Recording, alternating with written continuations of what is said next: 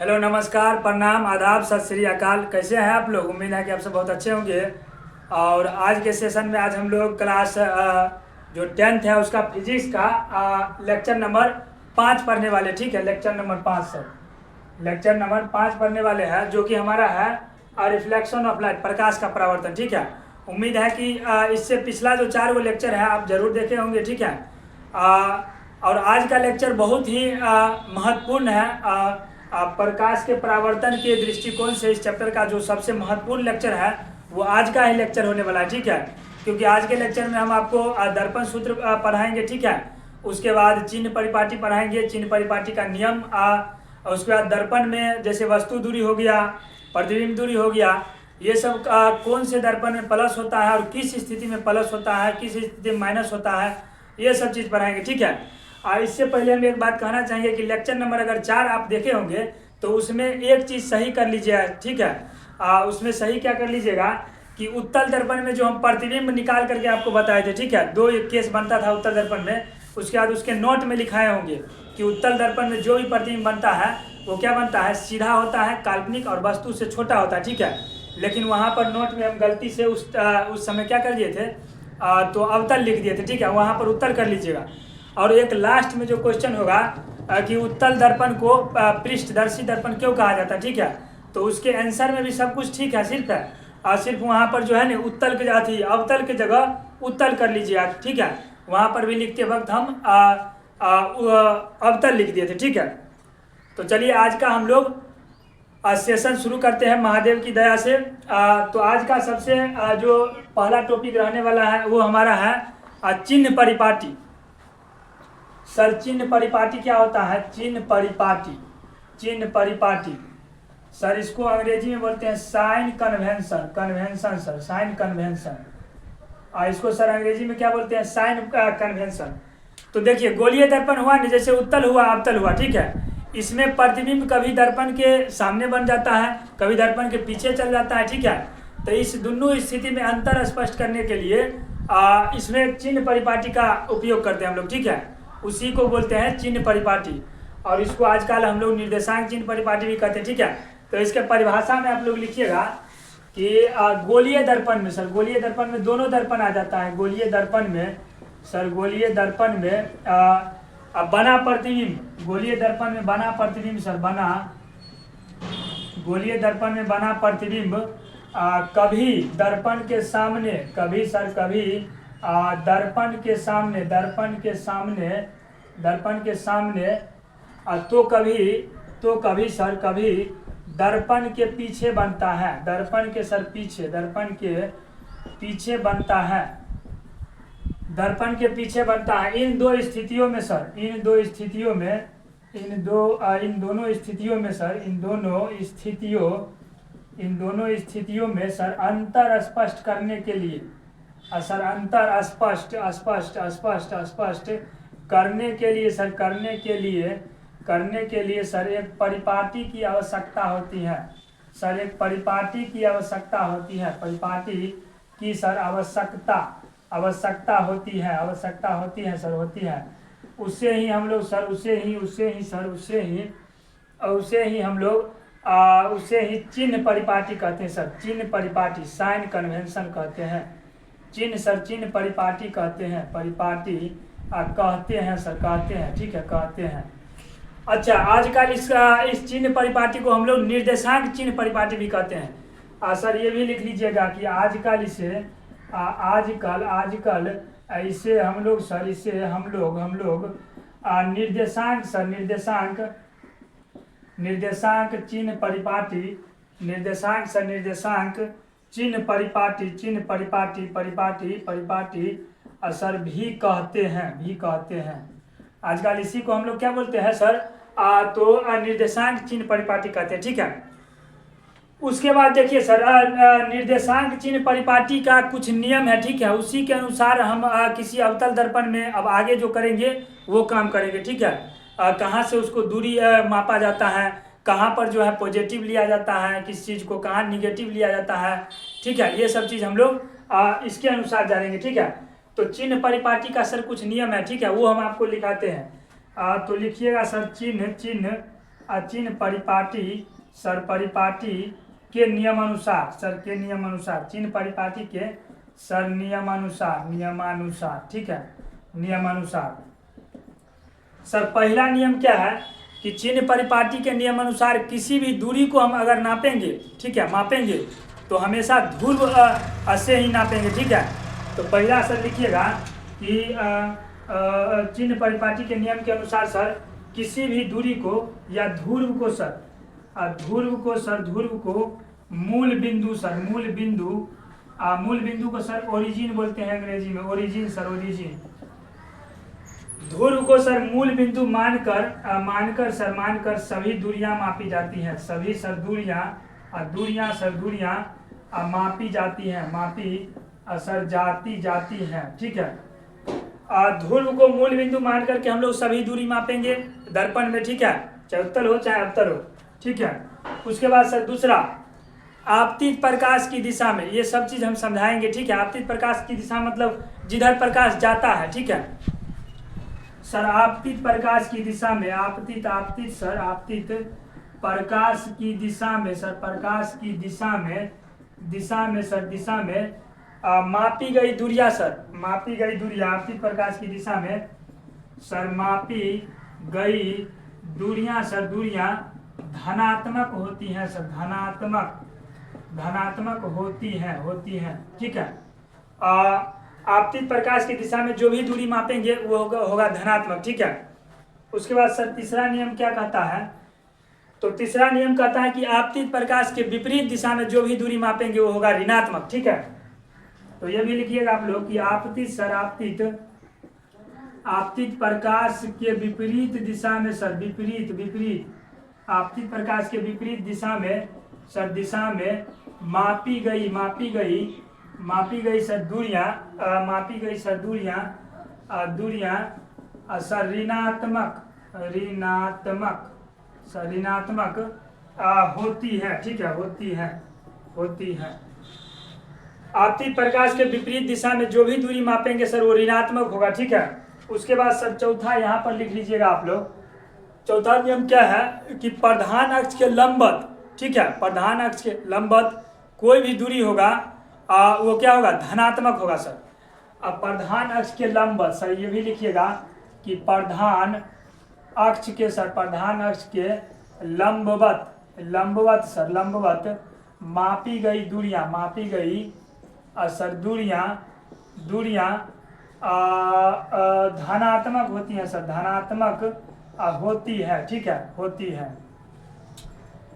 उसके बाद सर 5वां नंबर ये भी लिख लीजिएगा कि प्रधान अक्ष के लंबवत, यहाँ पर एक चीज लिख लीजिएगा कि प्रधान अक्ष के ऊपर सर, प्रधान अक्ष के ऊपर लंबवत मापी गई दूरियां धनात्मक होती है। यानी प्रधान अक्ष के ऊपर जो होगा जो लंबवत दूरी होगा वो सब क्या होगा, धनात्मक। और प्रधान अक्ष के नीचे लंबवत मापी गई दूरियां, उसके बाद सर प्रधान अक्ष के नीचे, प्रधान अक्ष के नीचे लंबवत मापी गई सर दूरियां इसमें क्या होगा सर, तो ऋणात्मक होता है, ऋणात्मक होता है, ठीक है, या होती है सर। अब इस चीज को हम समझा देते हैं, ठीक है, कि आखिरकार ये क्या कह रहा है, ठीक है। पहला देखिए, कह रहा है ध्रुव को मूल बिंदु मानकर सभी दूरियां मापी जाती हैं। अब ये मान के चलिए आपका क्या हो गया सर, ये अवतल दर्पण हो गया, ठीक है। और ये सर क्या हो गया, ये उत्तल दर्पण हो गया, ठीक है। ये तो हम लोग जानते हैं सर, इसको P बोलते हैं, ठीक है। और ये हमारा प्रधान अक्ष हो गया सर, ये क्या हो गया, प्रधान अक्ष हो गया, ठीक है, ये प्रधान अक्ष हो गया। और ध्यान से देखिए, प्रकाश वस्तु कभी भी हम लोग इस साइड रखते हैं, ठीक है, दर्पण के सामने रखते हैं वस्तु को, ठीक है, दर्पण के हम लोग सामने रखते हैं वस्तु को। पहला कह रहा है चिन्ह परिपाटी का नियम, पहला क्या कह रहा है कि ध्रुव को मूल बिंदु मानकर सभी दूरियां मापी जाती हैं सर। ध्रुव हमारा सर ये हो गया उत्तल दर्पण का ध्रुव। तो जो भी दूरी मापेंगे आप, ठीक है, वो हमेशा मूल बिंदु को पकड़ करके मापेंगे, ठीक है। यानी मूल बिंदु को मान करके ही सभी दूरियां इधर मापिए चाहे इधर मापिएगा, ठीक है। दूसरा नंबर सर कह रहा है आपतित प्रकाश की दिशा में मापी गई दूरियां धनात्मक होती है। सर आपतित प्रकाश मतलब होता है जिस तरफ प्रकाश जाता है, ठीक है, जिस तरफ प्रकाश, यानी इधर से प्रकाश जा रहा है इधर, तो आपतित प्रकाश की दिशा इधर हो गया, ठीक है। तो आपतित प्रकाश की दिशा में मापी गई दूरियां क्या होगा, धनात्मक। इस साइड जो दूरी मापेंगे हम लोग धनात्मक होगा, ठीक है। उसके बाद सर तीसरा कर रहा है आपतित प्रकाश के विपरीत दिशा में। सर आपतित प्रकाश तो ये हो गया इधर से जाएगा तो ठीक है, लेकिन अगर इस दर्पण से सतह से परावर्तन होगा तो फिर इधर ही घूम जाएगा, ठीक है, इधर घूम जाएगा। तो इस साइड जितना भी दूरी होगा आपतित प्रकाश के विपरीत दिशा होगा, वो होगा ऋणात्मक। इस साइड सर जो होगा उस साइड होगा आपतित प्रकाश के दिशा में, ठीक है, तो वो धनात्मक। उसके बाद सर और क्या कर रहा है, प्रधान अक्ष के ऊपर लंब मापी गई दूरियां धनात्मक होती है। मापी गई सभी दूरियां, सर सभी लिख लीजिएगा, ठीक है, मापी गई सभी दूरियां धनात्मक होती हैं। और यहाँ भी मापी गई सभी दूरियां, यहाँ पर भी सभी लिख लीजिएगा, ठीक है। यानी प्रधान अक्ष तो आपका ये उत्तल और अवतल का हो गया, यानी अवतल का ये और उत्तल का ये। तो प्रधान अक्ष के ऊपर, ऊपर मतलब सर ये प्रधान अक्ष है, इसके ऊपर ये हुआ, ठीक है, इसके ऊपर सर ये होगा। तो प्रधान अक्ष के ऊपर जो भी दूरी मापिएगा वो सब क्या होगा सर, धनात्मक होगा। क्या होगा, धनात्मक। उसके बाद सर कह रहा प्रधान अक्ष के नीचे लंबवत मापी गई सभी दूरियां ऋणात्मक। सर प्रधान अक्ष तो ये हो गया, और लंबवत नीचे मतलब प्रधान अक्ष के नीचे, मतलब एकरा नीचा, तो एकरा नीचा जितने भी दूरी होगा वो सर होगा ऋणात्मक, ठीक है। तो ये हो गया आपका चिन्ह परिपाटी का नियम सर, ठीक है। और इस नियम के अनुसार ही अब हम लोग आगे कुछ काम करेंगे और इसका अब कुछ निष्कर्ष बताते हैं, ठीक है। उस निष्कर्ष को जान करके आपको न्यूमेरिकल बनाने में आसानी होगा और फिर दर्पण सूत्र जो निकालिएगा उसमें भी आपको काफ़ी मदद मिलेगा, ठीक है, कि कब वस्तु दूरी निगेटिव लेना है, कब जो है प्रतिबिंब दूरी निगेटिव हो जाता है, कब पॉजिटिव हो जाता है, ठीक है, किसका फोकस ऋणात्मक होता है और क्यों होता है, ये सब चीज़ हम लोग अभी जानते हैं, ठीक है। इसको मिटाते हैं तब तक, ठीक है, तब तक आप लोग उतार लीजिए। एक चीज सर यहाँ पर जान लीजिए, फिर इसको मिटाते हैं। जैसे ये सर अवतल दर्पण हो गया, ठीक है, ये उत्तल दर्पण हो गया। तो अवतल दर्पण के इस साइड वाले भाग को सर बोलते हैं बायां भाग। क्या बोलते हैं सर, बायां, ठीक है। और इस साइड वाले भाग को बोलते हैं सर दायां भाग, ठीक है, दायां भाग। उसी तरह उत्तल दर्पण के इस साइड वाले भाग को सर बोलते हैं बायां भाग, और इस साइड वाले भाग को बोलते हैं सर दायां भाग। क्योंकि अब निष्कर्ष हम बताएंगे नहीं, उसमें इसका जरूरत होगा, ठीक है। अब इसको मिटा देते हैं। हाँ चलिए सर, अब हम लोग जो है ना कुछ निष्कर्ष पर देखते हैं। अभी तो चिन्ह परिपाटी आप पढ़ लिए, उसके बाद इसमें आपको कुछ निष्कर्ष पढ़ने के बाद आपको पता चलेगा कि वस्तु दूरी हो गया, प्रतिबिंब दूरी हो गया, ये सब कब निगेटिव होता है, कब पॉजिटिव होता है, ठीक है, किस किस स्थिति में। तो आइए सर, इसका 2 4 5 गो निष्कर्ष है, उसको आप जान लीजिएगा तो आपको दर्पण सूत्र सिद्ध करने में आपको आसानी होगा। उसके बाद न्यूमेरिकल इस चैप्टर का बनाइएगा तो वहाँ पर आपको आसानी होगा, ठीक है। तो ध्यान से देखिएगा सर, अब इसका प्रमुख निष्कर्ष सर, प्रमुख निष्कर्ष, प्रमुख निष्कर्ष देखिए। पहला देखिए सर, देखिए हम लोग उत्तल दर्पण लीजिए चाहे अवतल दर्पण लीजिए, इसमें वस्तु को हमेशा बाईं ओर रखते हैं, ठीक है। अभी जस्ट समझाए हैं सर, ये अवतल दर्पण हुआ और ये सर आपका उत्तल दर्पण हुआ, तो वस्तु तो हमेशा इस साइड ही रखिएगा। इसी को बोलते हैं बायां साइड सर। क्या बोलते हैं, बायां साइड। इसको सर बोलते हैं दायां साइड, ठीक है। तो सुविधा अनुसार हम लोग वस्तु को हमेशा क्या करते हैं, तो अवतल हो गया चाहे उत्तल हो गया उसके बाईं ओर रखते हैं, ठीक है। इसलिए बाईं ओर रखने के कारण ही हमारा वस्तु दूरी जो होता है, चाहे उत्तल हुआ चाहे अवतल हो गया, दोनों दर्पण के लिए वस्तु दूरी सर निगेटिव होता है, ठीक है, ऋणात्मक होता है। और वस्तु दूरी को हम लोग यू से डिनोट करते हैं, ठीक है। तो ये आप लिखिएगा सर कि सुविधा अनुसार सर, सुविधा अनुसार वस्तु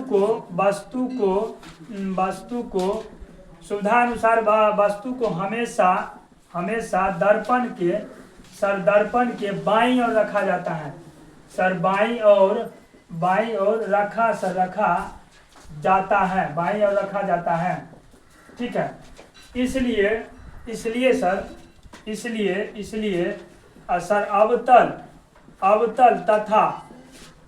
अवतल तथा उत्तल दोनों दर्पण के लिए सर, इसलिए अवतल तथा उत्तल सर दोनों दर्पण के लिए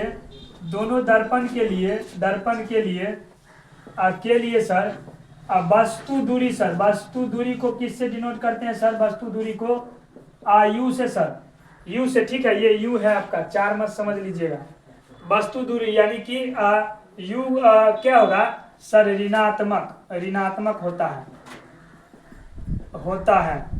अब सर जी आपका किसी भी, चाहे न्यूमेरिकल हो गया, कहीं पर भी कुछ दिया होगा, वस्तु दूरी हमेशा ऋणात्मक लेना है, चाहे उत्तल हो गया चाहे अवतल हो गया, ठीक है। किस कारण से? क्योंकि सर हम लोग वस्तु को हमेशा दर्पण के बाईं ओर ही रखते हैं, ठीक है, इसलिए वस्तु दूरी क्या होगा, ऋणात्मक होगा, ठीक है। और दूसरा बात सर जी देख लीजिए, दूसरा निष्कर्ष में है सर कि अवतल दर्पण हो गया, ठीक है।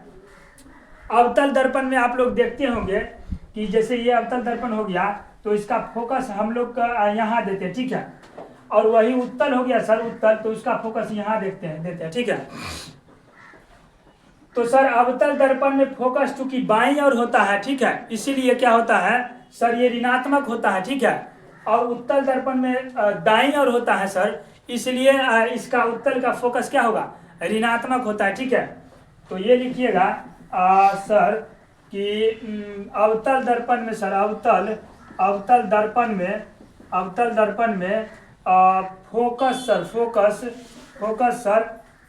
अवतल दर्पण में सर फोकस बाईं ओर स्थित रहता है, बाईं ओर सर स्थित होता है, ठीक है, बाईं ओर स्थित होता है, इसलिए सर फोकस दूरी इसलिए सर अवतल दर्पण में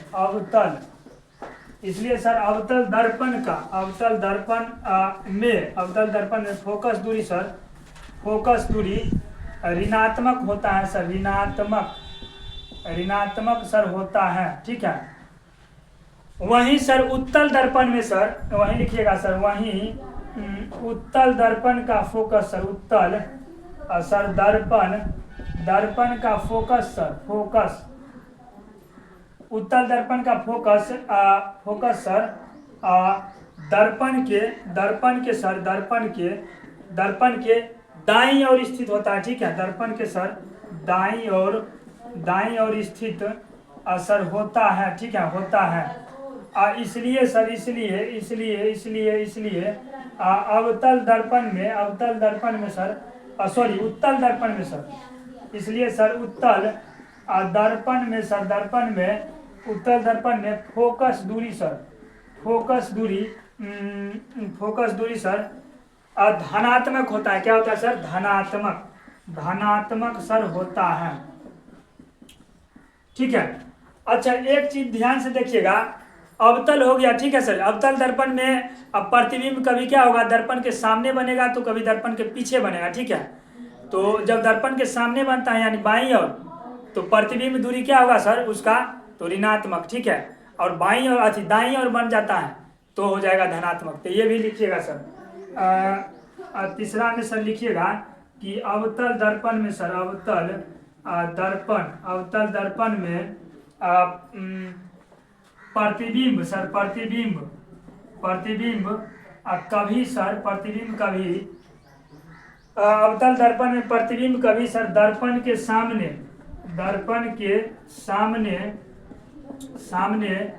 तो सर कभी दर्पण के पीछे बनता है सर, पीछे सर बनता है, ठीक है। अवतल दर्पण में क्या होता है, प्रतिबिंब कभी दर्पण के सामने बनेगा कभी पीछे बनेगा, ठीक है। उसके बाद देखिए सर, सामने कहने का मतलब क्या हो गया सर, सामने मतलब हो गया सर बाईं ओर, ठीक है। ये यहाँ पर लिख लीजिएगा, अवतल दर्पण में प्रतिबिंब कभी दर्पण के सामने यानी अर्थात बाईं ओर सर, ठीक है। अवतल दर्पण में प्रतिबिंब कभी दर्पण के सामने तो कभी दर्पण के, तो कभी दर्पण के पीछे कहने का मतलब सर दाईं ओर, ठीक है, दाईं ओर बनता है, ठीक है। और जब प्रतिबिंब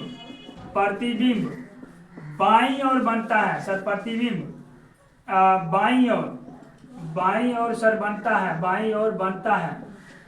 है तो सर, तो प्रतिबिंब दूरी क्या होगा, तो सर प्रतिबिंब दूरी सर दूरी बाईं ओर बनता है तो ऋणात्मक। प्रतिबिंब दूरी सर प्रतिबिंब दूरी को भी से डिनोट करते हैं, ठीक है, और बिंब दूरी यानी वस्तु दूरी को यू से डिनोट करते हैं, याद रखिएगा, ठीक है।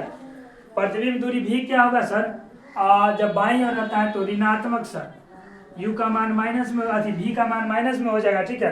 प्रतिबिंब दूरी ऋणात्मक, लेकिन जब प्रतिबिंब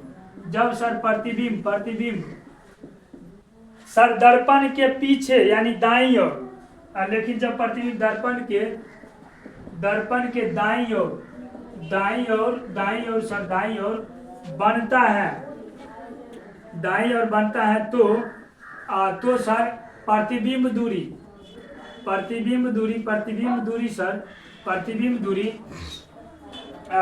दूरी क्या हो जाता है सर, तो हो जाता है सर धनात्मक पॉजिटिव। प्रतिबिंब दूरी कहने का मतलब v का मान, ठीक है, ये v है, प्रतिबिंब दूरी भी यानी कि धनात्मक हो जाता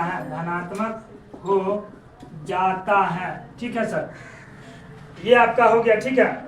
यानी कि अगर आपका बाईं ओर बनता है प्रतिबिंब तो प्रतिबिंब दूरी ऋणात्मक, दाईं ओर चल गया तो धनात्मक, ठीक है, ये चीज याद रखिएगा। उसके बाद सर इसमें चौथा आप देखिएगा, इसको हम फिर एक बार समझाएंगे, ठीक है, इसका टेंशन मत लीजिए आप, हम दोबारा फिर रिपीट करेंगे। अब एक चीज और सर देखिएगा कि सर अवतल दर्पण में फोकस ऋणात्मक होता है, फोकस दूरी ऋणात्मक होता है सर, क्योंकि बाईं ओर रहता है तो ऋणात्मक होता है, ठीक है। अवतल दर्पण में फोकस दूरी ऋणात्मक होता है, इसलिए इसकी वक्रता त्रिज्या भी ऋणात्मक होती है, इसलिए इसकी वक्रता त्रिज्या भी ऋणात्मक होती है, ठीक है, होती है। उसके बाद देखिए इसी में लिखिएगा सर जी, लेकिन उत्तल दर्पण की फोकस दूरी, उत्तल दर्पण में सर फोकस दूरी सर धनात्मक होता है। धनात्मक क्यों होता है सर, चूंकि दाईं ओर होता है, ठीक है, इसलिए धनात्मक होता है। लेकिन उत्तल दर्पण में फोकस दूरी धनात्मक होती है, इसलिए सर इसकी वक्रता त्रिज्या भी धनात्मक होती है, वक्रता सर त्रिज्या भी धनात्मक होती है, ठीक है, होती है। तो ये 4 गो है, और एगो और है सर, अगर प्रतिबिंब, ठीक है, चूंकि प्रतिबिंब को प्रधान अक्ष के ऊपर लंबवत रखा जाता है, बिंब को, ठीक है, तो उसका ऊंचाई हमेशा, चाहे उत्तल में लीजिए चाहे अवतल में लीजिए, ऊंचाई यानी कि बिंब का ऊंचाई, वस्तु का ऊंचाई h1 हमेशा धनात्मक लिया जाता है, ठीक है। और उसका प्रतिबिंब यदि प्रतिबिंब अगर h2 नीचे अगर बनता है, ठीक है, तो ऋणात्मक लेंगे प्रतिबिंब दूरी, और अगर ऊपर बनता है प्रतिबिंब की ऊंचाई तो धनात्मक लेंगे, नीचे बनेगा तो प्रतिबिंब की ऊंचाई ऋणात्मक लेंगे, ठीक है। तो ये भी आप एक लिख लीजिएगा निष्कर्ष में, चूंकि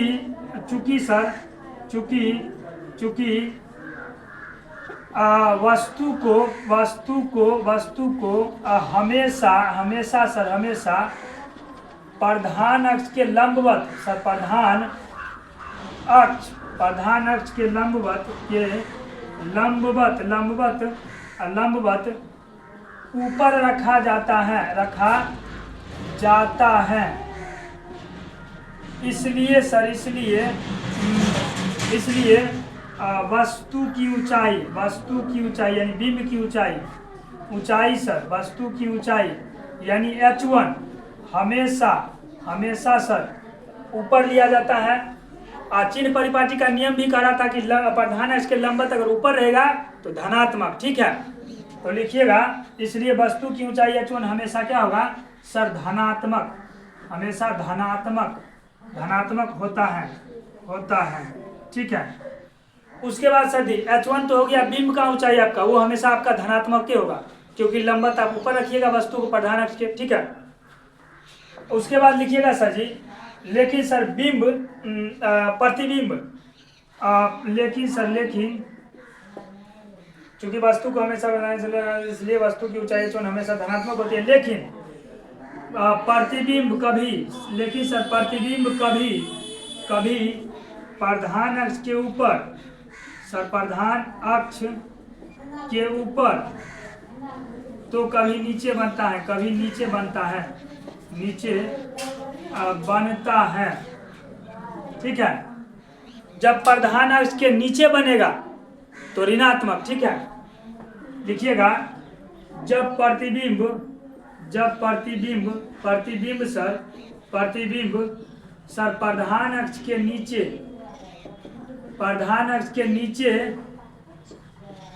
बनता है तो प्रतिबिंब की ऊंचाई सर, प्रतिबिंब की ऊंचाई सर, ऊंचाई यानी H2 जो है ऋणात्मक होगा,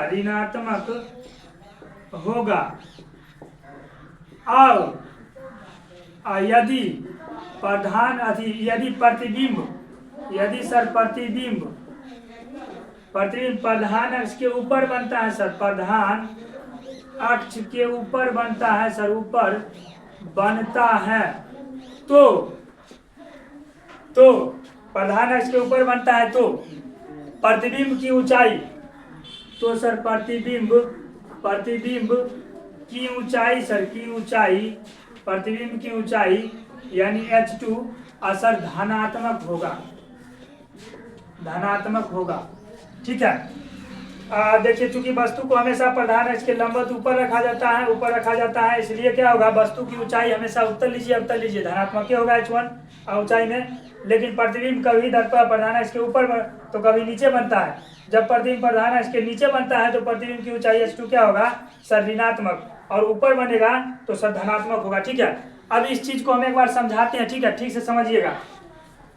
चूंकि आपका चिन्ह परिपाटी का 5 नियम हम बताइए दिए हैं बढ़िया से। उसके बाद देखिए यहाँ पर पहला है सुविधा अनुसार वस्तु को हमेशा दर्पण के बाईं ओर, सर ये दर्पण हुआ, ठीक है, अवतल दर्पण, ये सर उत्तल दर्पण हुआ, इसका बाईं भाग ये हुआ, ठीक है। तो बाईं ओर जो है ना, हम वस्तु को यहाँ पर या यहाँ पर उत्तल अवतल में रखेंगे, ठीक है। और बाईं ओर रखने के कारण ही क्या होगा कि जब भी बाईं ओर रखिएगा तो हमेशा निगेटिव लेना है, ठीक है।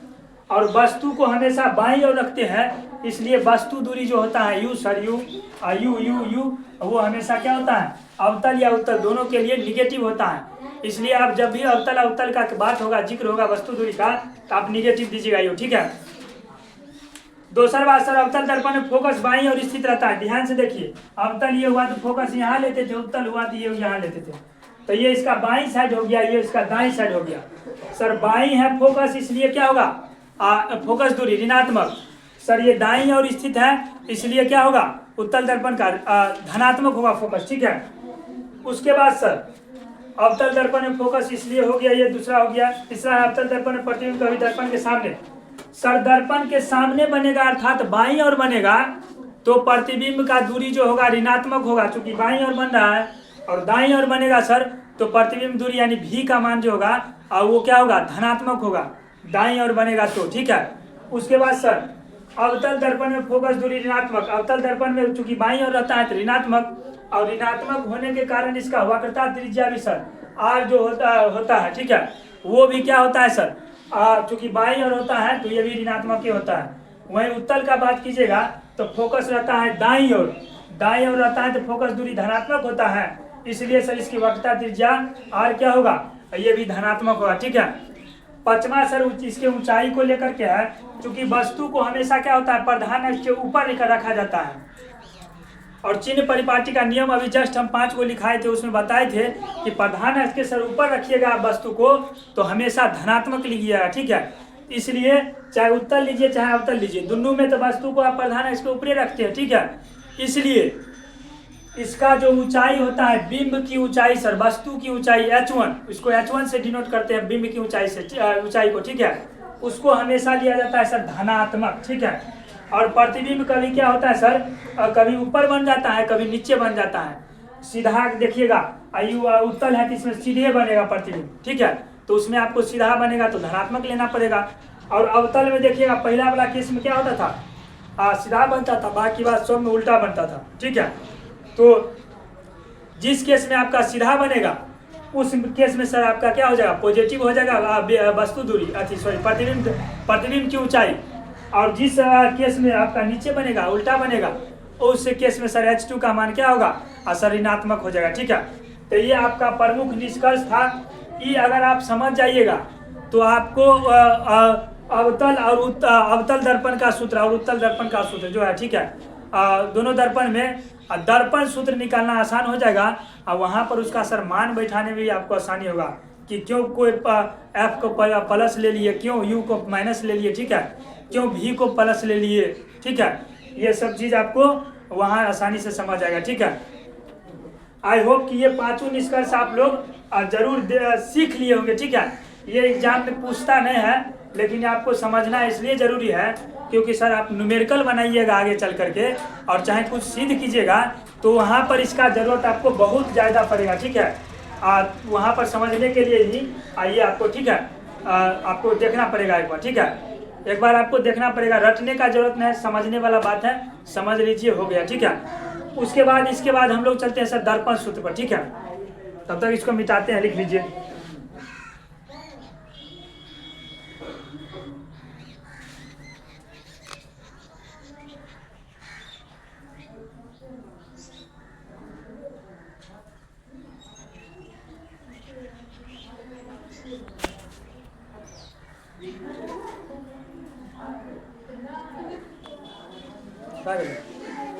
चलिए सर, एक चीज जान लीजिए, इस सारणी के माध्यम से वो 5 को जो निष्कर्ष हम बताए हैं, ठीक है, उस चीज को हम लोग जानते हैं। पहला है सर अवतल दर्पण के लिए, ठीक है, अवतल दर्पण के लिए, अवतल दर्पण के लिए।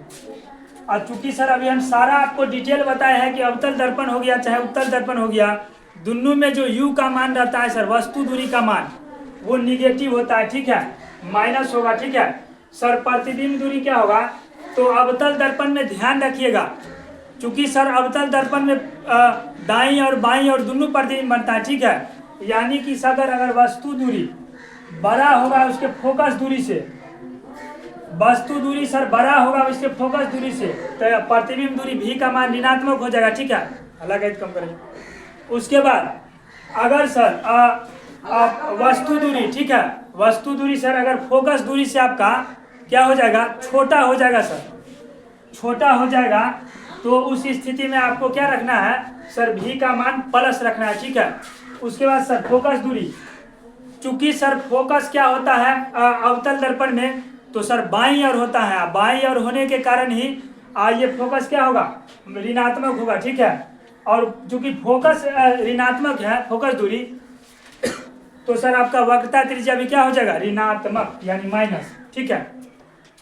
उसके बाद सर दूसरा दर्पण में आ जाइए, दूसरा सर है उत्तल दर्पण, सर उत्तल दर्पण, सर अंग्रेजी इसका आप लोग जानते हैं कन्वेक्स मिरर होता है, ठीक है। सर इसमें जो होता है ने वस्तु दूरी चाहे उत्तल लीजिए चाहे अवतल लीजिए, अभी जस्ट बताए हैं कि क्या होता है सर, माइनस होता है, वस्तु दूरी हमेशा माइनस होता है। क्यों सर, क्योंकि वस्तु को हमेशा जो दर्पण है उसके बाईं ओर हम लोग रखते हैं, ठीक है, इसलिए हमेशा ये क्या हो जाएगा, निगेटिव। प्रतिबिंब दूरी सर, प्रतिबिंब याद कीजिए दुगो केस, दुइये केसे था उत्तल दर्पण में, और उत्तल दर्पण में दोनों जो होता था वो दाईं ओर बनता था, काल्पनिक सीधा वस्तु से छोटा, ठीक है। तो उस स्थिति में सर प्लस हो जाएगा, ये वस्तु दूरी दाईं ओर होता था। फोकस दूरी सर, फोकस भी आपका दाईं ओर रहता है, इसलिए ये भी प्लस सर। और वक्रता त्रिज्या, फोकस दूरी प्लस होने के कारण ही उत्तल का वक्रता त्रिज्या भी प्लस हो जाता है। 5 को आप याद कीजिएगा ने, ठीक है, उसमें आपको बहुत टाइम लगेगा, लेकिन ये सारणी आपको जरूर याद रखना है। ये सारणी आपको अगर याद नहीं रहेगा तो आप न्यूमेरिकल भी नहीं बना पाइएगा ठीक से। और उसके बाद सर जो दर्पण सूत्र हम सिद्ध करेंगे उसमें भी आपको समझने में दिक्कत होगा कि वस्तु दूरी सर यहाँ पर माइनस काहे ले लिए, काहे लिए, ये सब अभी जस्ट हम बता दिए, ठीक है, ये सब ध्यान रखिएगा। अब हम लोग चलते हैं सर अवतल दर्पण में सर दर्पण सूत्र प्राप्त करते हैं। दर्पण सूत्र होता क्या है वो हम आपको बता देते हैं। 1/v होता है सर पर प्लस 1/u बराबर 1/r। उत्तल और अवतल दोनों के लिए दर्पण सूत्र यही होता है, ठीक है। इसी चीज को हम लोग अब निकालेंगे सिद्ध करके सर, ठीक है। चलिए इसको मिटाते हैं अब।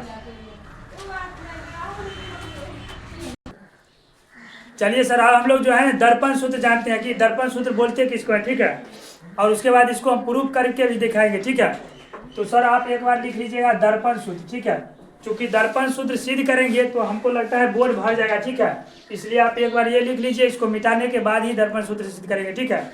तो लिख लीजिएगा दर्पण सूत्र सर, इसको बोलते हैं अंग्रेजी में sir mirror formula, sir mirror formula, ठीक है, फॉर्मूला। देखिए दर्पण सूत्र जो है ना, दर्पण इसकी वस्तु दूरी, प्रतिबिंब दूरी और फोकस दूरी दोनों का तीनों के बीच में क्या है संबंध को दर्शाता है। तो लिखिएगा वह सूत्र जो सर जो दर्पण की सर वस्तु दूरी को हम लोग जानते हैं यू से डिनोट करते हैं सर, यू से और वस्तु दूरी को प्रतिबिंब दूरी सर, प्रतिबिंब दूरी यानी इसको सर भी से डिनोट करते हैं। तथा फोकस दूरी के बीच सर, तथा फोकस दूरी के बीच सर, फोकस दूरी के बीच सर संबंध बताता है। लिखिएगा संबंध बताता है सर, बताता है उसे ही क्या बोलते हैं सर, उसे ही दर्पण सूत्र बोलते हैं। दर्पण और सूत्र कहते हैं सर, सूत्र कहते हैं, ठीक है, कहते हैं। ये आपका दर्पण सूत्र है, ठीक है। दर्पण सूत्र होता क्या है सर 1/u प्लस 1/v बराबर सर 1/f। यही आपका सर दर्पण सूत्र है, ठीक है। इसी को हम लोग सिद्ध करेंगे। आप आइए आप जो है ना उतार लीजिए एक बार, इसको मिटा करके फिर हम लोग चलते हैं दर्पण सूत्र की ओर, ठीक है। तो मिटाते हैं, आप लोग जो है पॉज करके और इसको लिख लीजिएगा, ठीक है। मिटाते हैं हम लोग।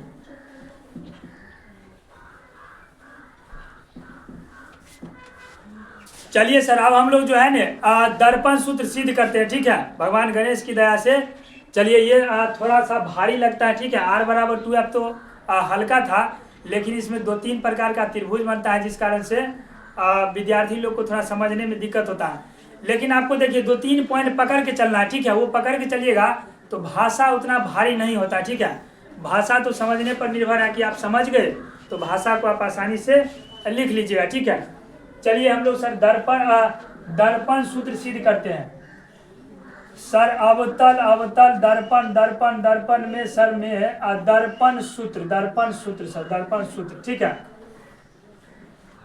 अब यहाँ पर देखिए जो हम रचना करेंगे वही हम लिखेंगे पहले, ठीक है। जैसे सर ये देखिए, आइए हम लोग अवतल दर्पण लिए सर, अवतल दर्पण लिए, ठीक है। ये क्या लिए सर, अवतल दर्पण लिए, ठीक है। ये P हो गया आपका, ये सर F हो गया, और ये सर C हो गया, ठीक है। और ये सर अनंत हो गया, ठीक है। फिगर को आप समझ जाइएगा, समझ लीजिए, ये भी समझ जाइएगा। इसको सर आप M और M डैश ले लीजिए। तो पहले लिखिएगा सर, माना कि M एक क्या है, अवतल दर्पण है सर। लिखिएगा सर, यहीं से लिखते हैं, यहाँ से लिखिएगा सर कि माना कि M और M डैश एक अवतल दर्पण है, अवतल दर्पण है, ठीक है। अवतल दर्पण है जिसके प्रधान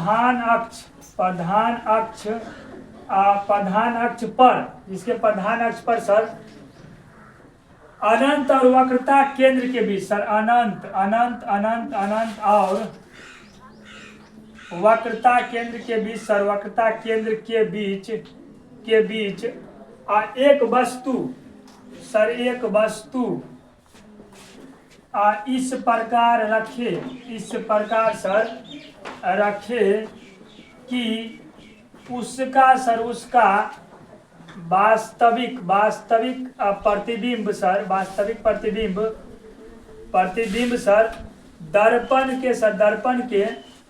दर्पण के फोकस और वक्रता केंद्र के बीच बनता है। दर्पण के सर फोकस और सर वक्रता केंद्र के बीच बनता है, ठीक है, बनता है। देखिए ये तो हम पहले ही लिखे हैं क्योंकि हमारा प्रैक्टिस बहुत ज़्यादा है। आप यहाँ पर एक बार बना लीजिए। जैसे हम मान के चलिए यहाँ पर अनंत और वक्रता केंद्र के बीच एक वस्तु रखे हैं ना, लिखे हैं जिसके प्रधान अक्ष पर अनंत और वक्रता केंद्र की वस्तु रखे है, तो इसका रखिए वस्तु। और यहाँ से जाहिर सी बात है सर, ये जो है यहाँ से आपका जाएगा और दर्पण की सतह से परावर्तन होने के बाद सर पहले मुख्य फोकस F से गुजरेगा। फोकस थोड़ा इस साइड की यह कर लीजिए, ठीक है, ये आपका फोकस से गुजरेगा और फिर इसको प्रतिबिंब जो है ये तो हो गया परावर्तन होकर F से गुजरेगा। फिर सर आपके वक्रता केंद्र से अगर एक किरण जाएगा वस्तु से होकर के सर वक्रता केंद्र से होकर जाएगा, तो ये दर्पण की सतह से परावर्तन के बाद फिर उसी दिशा में लौटेगा, तो आपका प्रतिबिंब जो बनेगा ये बनेगा, ठीक है। प्रधान अक्ष पर सर यहाँ पर वस्तु आप जो है ना ए और बी रखिएगा, ठीक है, और ये जो प्रतिबिंब बना ए डैश और बी डैश बना, ठीक है। तो यहाँ पर दर्शा भी दीजिएगा जिसके प्रधान अक्ष पर आप अनंत और वक्रता केंद्र के बीच एक वस्तु सर ए बी इस प्रकार रखा सर, इस प्रकार सर रखिए कि उसका वास्तविक प्रतिबिंब सर क्या बना है, तो ए डैश और बी डैश, ठीक है, दर्पण के फोकस और वक्रता केंद्र के बीच बनता है, ठीक है। ये सर आप लिख लिए। अब उसके बाद देखिए सर, उसके बाद जो है ना, उसके बाद इसमें आप वस्तु दूरी क्या लिए, प्रतिबिंब दूरी क्या लिए और फोकस दूरी क्या लिए, ठीक है, इस चीज को आप यहाँ पर लिखिए। सर यहाँ पर देखिए, और साथ साथ एक चीज और रचना कर लीजिएगा कि यहाँ बी से जो दर्पण के सतह से गया है इसको बिंदु को n मान लीजिएगा, ठीक है, और इससे एक लंब डाल दीजिएगा सर यहाँ पर प्रधान अक्ष पर, इसको Q डिनोट कर दीजिएगा, ठीक है। तो लिखिएगा साथ ही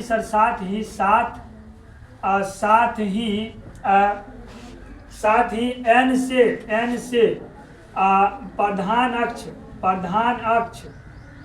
के बिंदु Q पर लंब डाला, ठीक है, लंब डाला, ठीक है। उसके बाद सर उसके बाद अब हम लोग जो है ना जो वस्तु दूरी है, प्रतिबिंब दूरी है, वो सबको लिखिए। तो वस्तु दूरी आपको देखिए यहाँ ध्रुव से लेकर के और ए तक की दूरी को वस्तु दूरी बोलते हैं। तो यहाँ पर लिखिएगा कि वस्तु दूरी को हम लोग u से डिनोट करते हैं, यानी कि सर वस्तु दूरी हमारा PA हो गया, PA बराबर सर जी u हो गया, ठीक है। प्रतिबिंब दूरी सर, प्रतिबिंब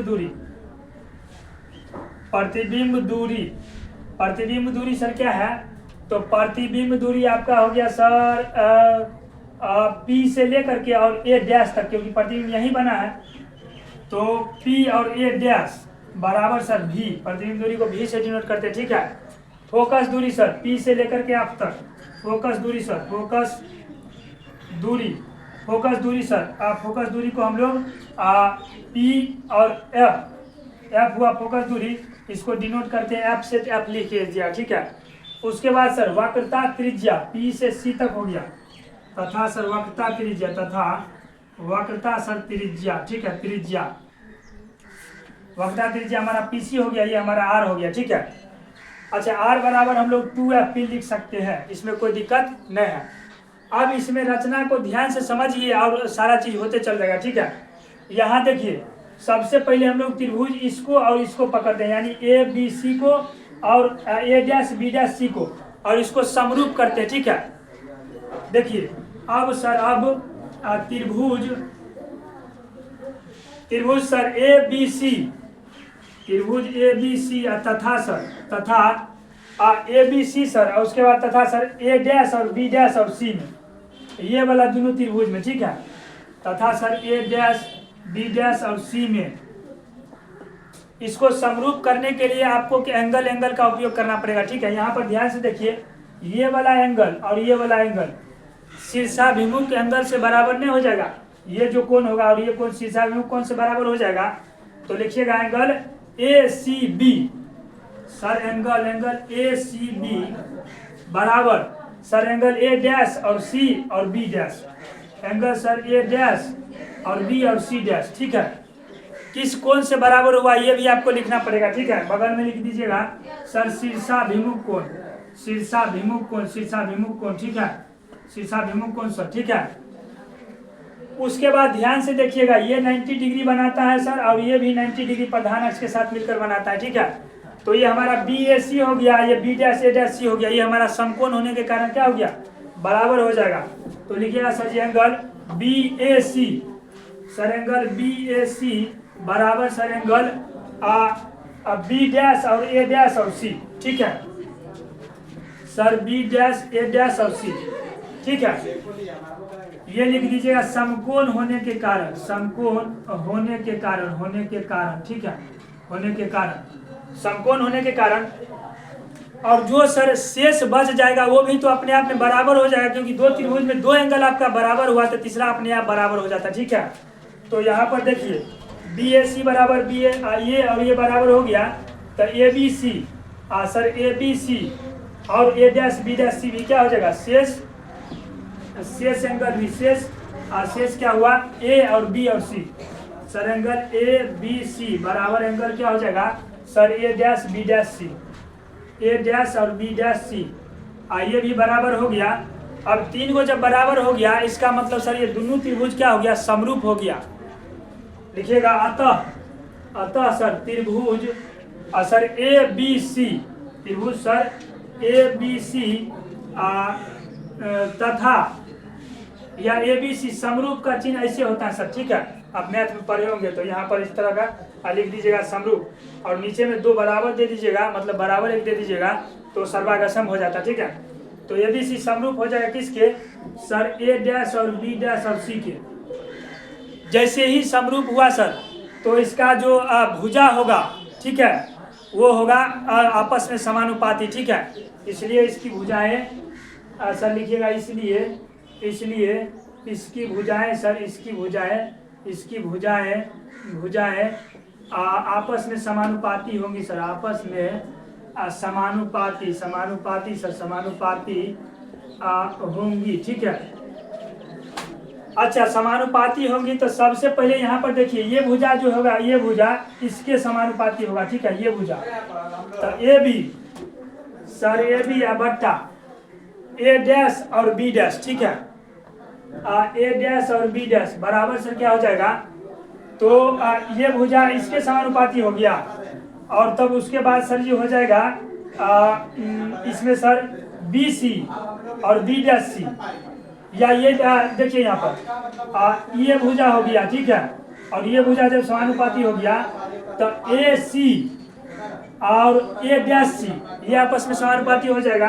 तो लिखिएगा AC बट्टा में A', ये भुजा इसके समानुपाती हो जाएगा, ठीक है, AC और A', ठीक है। इसको सर मान लीजिएगा समीकरण फर्स्ट, क्या मान लीजिएगा सर, समीकरण फर्स्ट, ठीक है। उसी तरह सर त्रिभुज ये और ये आपस में क्या होगा, समानुपाती होगा। उसके बाद लिखिएगा सर जी इसी प्रकार, यहाँ पर सर बगल में लिख लीजिएगा क्योंकि इसके बाद जगह थोड़ा कम बचेगा। इसी प्रकार सर जी, इसी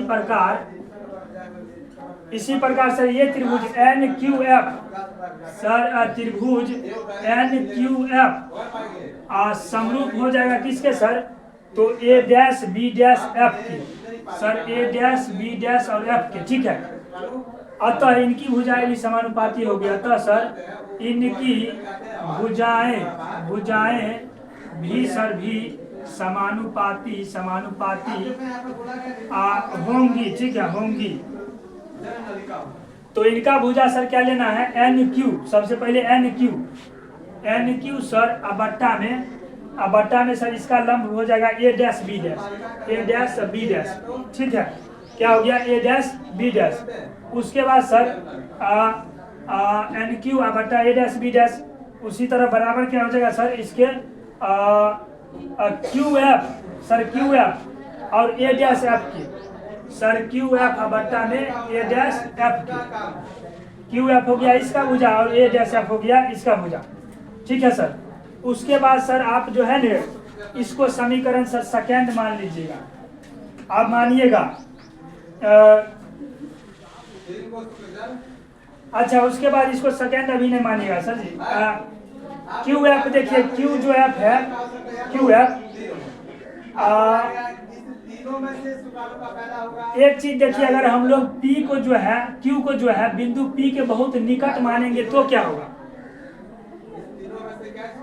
या सबसे पहले सर आप जो है ना इसको जो है ए बी एन क्यू के जगह सर, एन क्यू के जगह आप लोग सर क्या लिख लीजिएगा, चूंकि एन क्यू किसके बराबर होगा सर? ए बी के ही बराबर होगा। ए बी पर लंब डाला गया, ये भुजा यहाँ से गया और परावर्तित होकर प्रधान अक्ष पर आया है। इतना जिसका ऊंचाई होगा उतना ही इसका भी होगा। तो एन क्यू के जगह सर आप ए बी लिख लीजिएगा,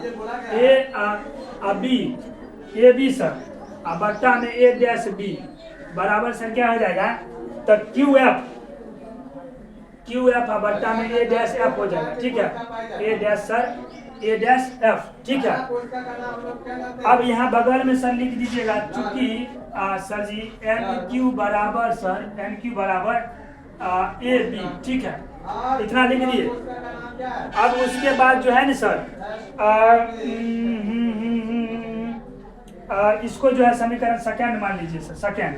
ठीक है, अब लिखिएगा सर, इधर लिखिएगा कि बिंदु जो है ना क्यू P के बहुत निकट होगा। बिंदु सर जी P और Q जो है P के बहुत निकट होगा। माना सर, माना बिंदु सर Q जो है, बिंदु Q P के बहुत निकट है। ठीक है, और बिंदु Q जो है P के बहुत सर निकट है, बहुत सर निकट है। ठीक है, बहुत निकट है,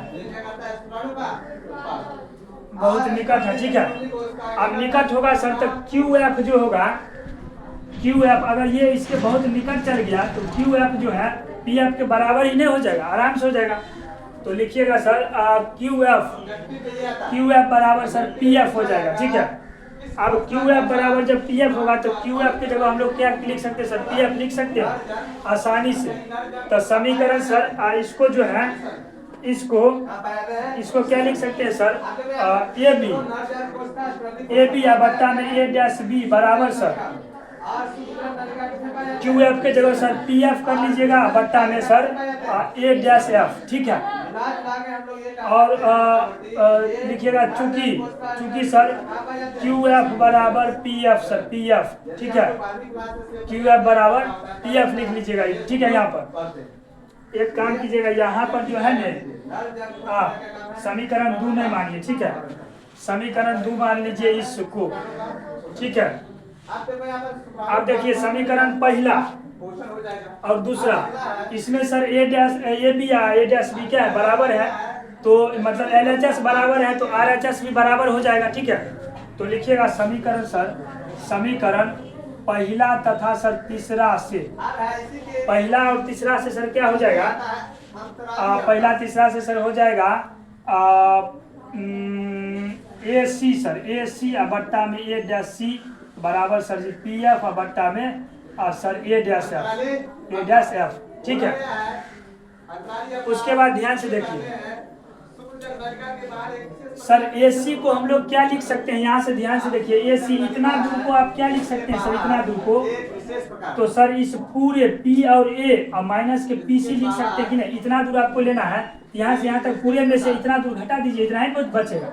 तो आप लिख सकते हैं सर ए सी को कि सर PA और माइनस के सर PC सर PC बट्टा ए डैश सर C, ए डैश और C को क्या लिख सकते हैं सर? PC और माइनस के पी ए डैश सी को क्या लिख सकते हैं सर? ए डैश सी को इतना दूर को क्या लिख सकते हैं? इस पूरे में से इतना दूर घटा दीजिए, इतना ही दूर बचेगा। तो लिखिएगा सर यहाँ पर लिखिएगा पी सी और माइनस के पी सी सर और माइनस के P A dash sir, P A dash. ठीक है, बराबर सर पी एफ के, पी एफ तो हमारा फोकस से दूरी है। ठीक है, उसको कोई दिक्कत नहीं है, पी एफ रहने दीजिए। और ए डैश एफ सर, आप ए डैश और एफ इस इतना दूर को क्या लिख सकते हैं सर? तो P A dash sir, P A dash minus के और सर पी एफ लिख सकते हैं, पी एफ। ठीक है, अब एक चीज आप लोग ध्यान दीजिएगा, पी ए सर जी हमारा क्या है? पी ए या इसके बाद सर लिखिएगा चिन्ह परिपाटी का उपयोग करते हुए सर, चिन्ह परिपाटी का उपयोग सर करते हुए। चिन्ह परिपाटी का उपयोग करिएगा तो वही वस्तु दूरी यार बैठाइएगा सब, ठीक है। तो पी ए, यहाँ पर ध्यान से देखिए पी ए सर क्या है, पी ए, चूंकि यहाँ पर वस्तु रखे हैं ना तो वस्तु दूरी है, ठीक है। पी ए जो है सर वस्तु दूरी है, और चूंकि अवतल दर्पण है तो वस्तु दूरी हमेशा क्या होगा, ऋणात्मक होगा, इसलिए माइनस लेना है वस्तु दूरी को, ठीक है। यहाँ से ध्यान से देखिएगा, यहाँ से यहाँ तक हो गया आपका वस्तु दूरी, यहाँ से यहाँ तक वस्तु दूरी यानी कि u हो गया, u होगा ऋणात्मक, ठीक है। यहाँ से यहाँ तक वस्तु दूरी u ऋणात्मक। P A sir, P A का मान माइनस में u, minus sir P C, sir P और C, PC को हम लोग R लिख सकते हैं, R बराबर 2F होता है, और 2F को सर माइनस में लिखना है चूंकि अवतल दर्पण का फोकस होता है ऋणात्मक, ठीक है। तो सर इसमें माइनस का 2F दीजिएगा, ठीक है, PC के बट्टा सर PC है तो माइनस का 2AF minus sir PA dash, P और A डैश, चूंकि प्रधान अक्ष के नीचा बना है इसलिए ये भी माइनस है, ठीक है, प्रतिबिंब दूरी भी। तो सर इसको लिखिएगा पी ए डैश को माइनस का भी बराबर सर पी एफ, फोकस दूरी भी माइनस, और सर पी ए डैश अभी जस्ट बैठाए हैं माइनस का भी माइनस पी एफ सर अभी जस्ट बैठाए हैं एफ, सॉरी माइनस का एफ, ठीक है, माइनस और माइनस का एफ। अब इसको सर कैलकुलेट कीजिए तो क्या हो जाएगा सर, माइनस का u प्लस का 2f बट्टा में माइनस का 2f प्लस का v बराबर सर माइनस का f बट्टा में माइनस v और प्लस का f, ठीक है सर। इसको सर अगर तिरछा गुना कीजिएगा तो यहाँ ध्यान से देखिए, थोड़ा जगह का अभाव बुझा रहा है, ठीक है। यहाँ पर आप लोग थोड़ा देखिएगा, माइनस का u और प्लस का 2f, ठीक है। इसको सर अगर हम लोग गुना करें माइनस के भी और प्लस के एफ से, तो सर बराबर हो जाएगा माइनस का एफ और गुना में सर माइनस का 2f और प्लस का सर भी, ठीक है, भी। इसको इससे गुना कीजिएगा तो प्लस का u भी हो जाएगा और माइनस का uf और सर माइनस का 2vf और प्लस का सर 2f स्क्वायर बराबर सर प्लस का 2f square plus minus minus का सर 2 सॉरी माइनस का एफ भी सर एफ भी, ठीक है।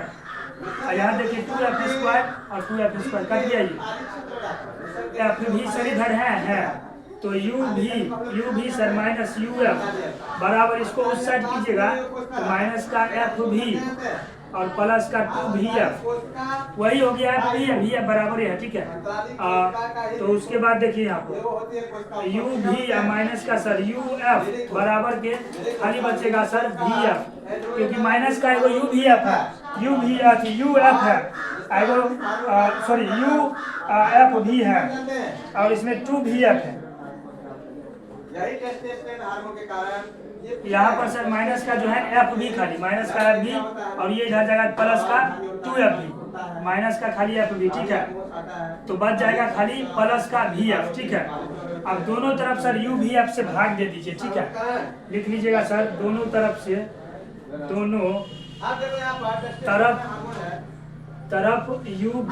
से सर भाग देने पर uvf से सर भाग दिए तो यहाँ पर देखिए कहाँ क्या करें, इसको मिटाते हैं सर। यहाँ पर जो है ना आप लोग इसके आगे लिख लीजिएगा, यहाँ एक लाइन मिटाते हैं सर इसको पैराग्राफ को, तब यहाँ सिद्ध हो जाएगा, ठीक है। अब ध्यान से देखिए uvf से भाग दीजिएगा तो यहाँ सर u भी या बट्टा में सर uvf दीजिएगा तो uvf, ठीक है, माइनस सर u और uf बट्टा में सर uvf बराबर सर जी vf बट्टा में uvf, ठीक है।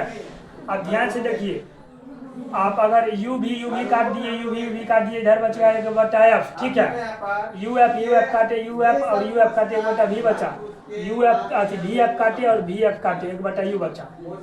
तो इधर बच गया सर, इधर बच गया, इससे आगे यहाँ पर इधर सर बच गया 1/f और माइनस सर माइनस 1/v और बराबर 1/u बच गया, ठीक है। तो 1/v को उस साइड कीजिए सर, 1/f बराबर 1/u इस साइड है, प्लस 1/v। यही आपका सर दर्पण सूत्र हुआ, दर्पण सूत्र। उम्मीद है कि ये आप जरूर समझ गए होंगे, ठीक है। ये बहुत आसान है, ठीक है, मतलब थोड़ा लंबा है लेकिन आसान है, ठीक है, ज़्यादा भारी है नहीं, ठीक है। तो ये हमारा क्या था, दर्पण सूत्र था अवतल दर्पण में। अब हम लोग चलेंगे किस में, उत्तल दर्पण में दर्पण सूत्र प्राप्त करने के लिए, ठीक है। ये तब तक आप लोग नोट कर लीजिएगा, एक बार कैमरा देख लेते हैं कि ये सब दिख रहा है कि नहीं, ठीक है।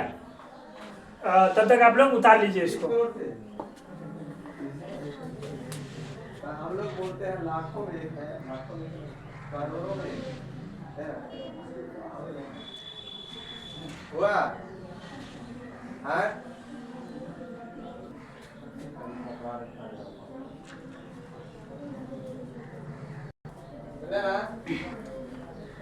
चलिए, आज हमको लग रहा है कि उत्तल दर्पण में नहीं हो पाया, क्योंकि वीडियो जो है ना 1 घंटा का पूर गया, ठीक है।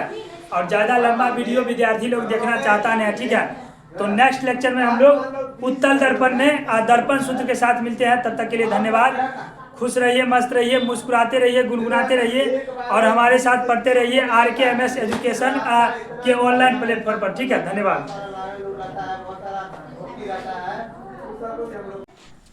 यहाँ पर सर एक चीज़ सही कर लीजिएगा, यहाँ पर जो है ना AC B' कर लीजिएगा, क्योंकि देखिए यहाँ पर A और C और B' कौन सी A बराबर हुआ, ठीक है। और यहाँ पर एक चीज़ कर लीजिएगा, समीकरण सेकेंड, ठीक है, समीकरण फर्स्ट तथा सेकेंड से, ठीक है। बाद बाकी सब कुछ ठीक है। धन्यवाद, खुश रहिए, मस्त रहिए।